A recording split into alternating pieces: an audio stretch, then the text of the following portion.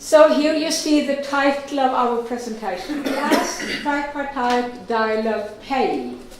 Does it pay for workers? Does it pay for society? Does it pay for employers? Whether it pays or not is not, of course, the only aspect. But in today's Europe, with crisis, whether something pays or not, it's a very important argument. We will base our presentation on the experiences of Norway. And it is, of course, not possible to transfer experience from Norway to Poland. Partly because you are a much larger country. You have almost 40 million inhabitants, and we have 5. And second, because your history is so much more complex than ours is. Long history, a rich history, and a complex history. In 1945, when the Germans left, we were one of the poorest countries in Europe. Now, as you know, we are one of the richest. It can't be only because of the oil. Oil was found in 1970. And as you may know, we are not using the incomes of the oil. We are using 4% of the oil. So that can't be the reason for the wealth. So the wealth of the country today and the level of the welfare state must have something to do with the way we have organized our country. And tripartite dialogue, as we will show, is one of our ways of organizing the country. It's one of the pillars for our economy. My name is Liz. I represent the Norwegian Association of Local and Regional Authorities. All municipalities, all provinces in Norway are our members, apart from companies, and we are an employers' organization. We are the second biggest one for the biggest one for the public sector. We are the second biggest one in the country, and when we negotiate on behalf of all municipalities, all provinces. My name is Bjørn Pettersen. I represent a trade union called Norwegian Union of Municipal and General Employees. We are organizing, we have reached 340,000 organized of us. We are not the only trade union, but we are the largest one in Norway. And we are organizing mainly workers in the municipalities and in the public sector. And that means that we can negotiate on behalf of all with one partner, mainly KS. I should say that nearly 80% of the workers in the public sector, not in the municipals, but in the public sector, are organized. And that gives us certain advantages, I think. We are organizing more than 100 professions. We can't only have the focus on wages. When we talk about tripartite dialogue, I'd like to just explain very clearly how we are using the term. It's used differently in different countries. Social dialogue to us is a very broad concept. It includes to us the whole dialogue in a society. Look, my drawing. So social dialogue is the whole dialogue in a society. You can say that it includes private sector. It may include even the church. It could include NGOs, but it's a broad dialogue in society. While tripartite is a smaller, and it is between the state, the employers, and the employees. So it's a very specific part of the social dialogue. And this dialogue will, of course, this tripartite dialogue will be different in all countries, and it depends very much on the relative strength of the three parties. How strong are the trade unions? How strong are the employers' organizations?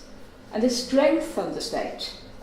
And of course, the dialogue is very different if you have, as in Norway, very strong trade unions and very strong employers' organizations. It changes the power relationship between those three groups. Why does it pay for society?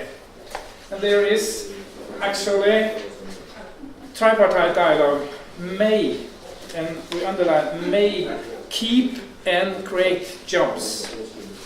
Because in the EU, in 2013, approximately 10 to 30% unemployment for adults. we mean that we can't solve this problem without having a dialogue.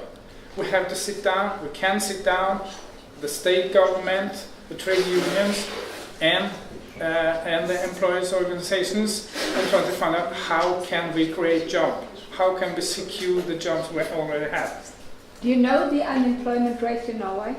It's 3%. That's more important than oil. And there is a very strong link between the so-called gross national product and the employment rate. In Norway, the employment rate for women is 74%. It's almost 20 points higher than Poland. And the employment rate for men is 78%, 12 points higher. This means more to the Norwegian economy than the oil. This is more important than oil. Of course, that this high employment rates means that there are a larger part of the population that is taxable. And you know that taxes are the basis for the income. That is what is financing the public services.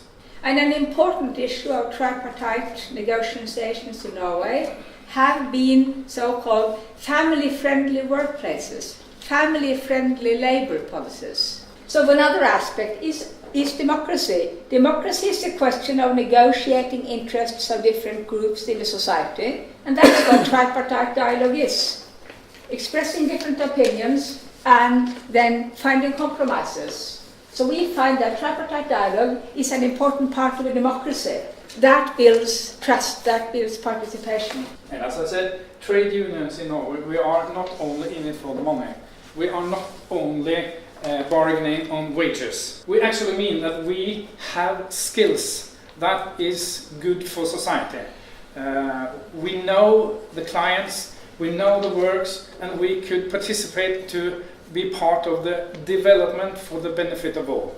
This collective bargaining means that we have a compressed wage structure, and that means higher wages for more workers. So that was some of the advantages for the trade unions, for the employees, and I look upon it from the aspect as an employer. We believe that decent work, satisfied employees will increase productivity. For KS, for the municipality as employers, the workers are our most valuable resource. They're more valuable than the premises, than the houses, more important than the cars, more important than the computers.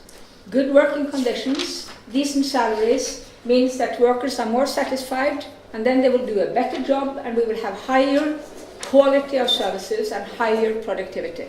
My role is then creating working conditions that make it possible for the workers to do a good job, to motivate them to do a good job, delegate interesting tasks to them, give them the power to influence their working situation and create a good job. That is the role of an employer.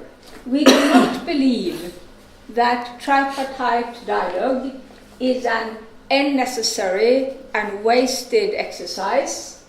It is not a luxury for rich countries, and it is not irrelevant or unimportant in a situation of financial crisis.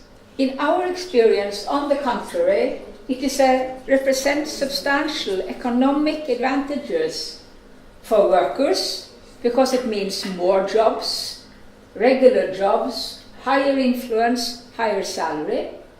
For employers, it means higher productivity, better quality of services. And for society, it means higher employment, less unemployment, higher tax incomes, higher birth rates, and less conflicts.